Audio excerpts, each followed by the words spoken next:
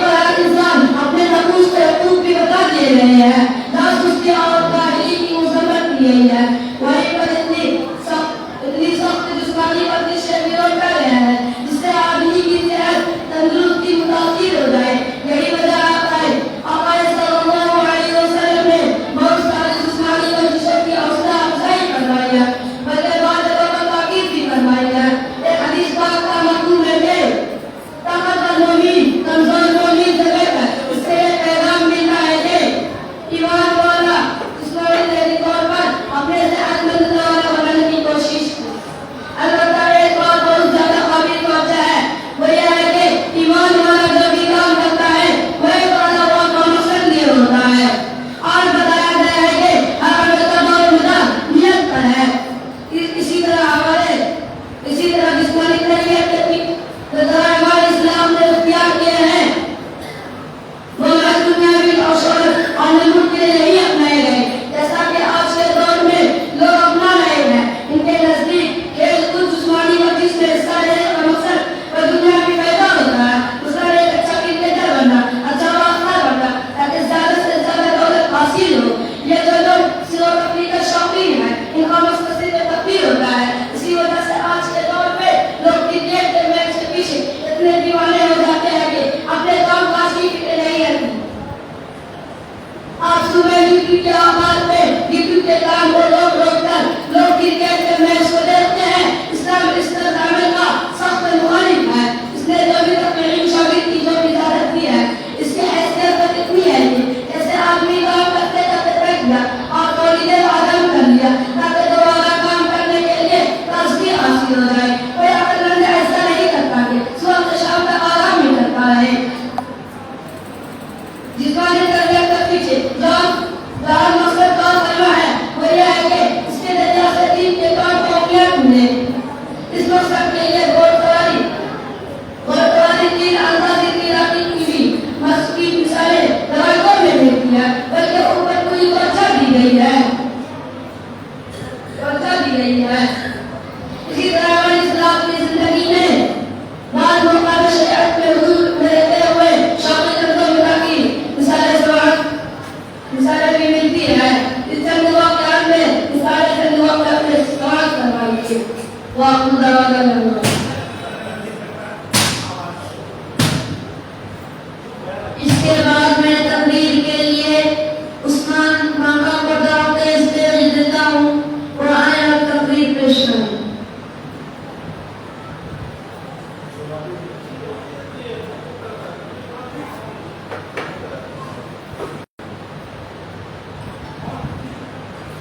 بسم اللہ الرحمن الرحیم۔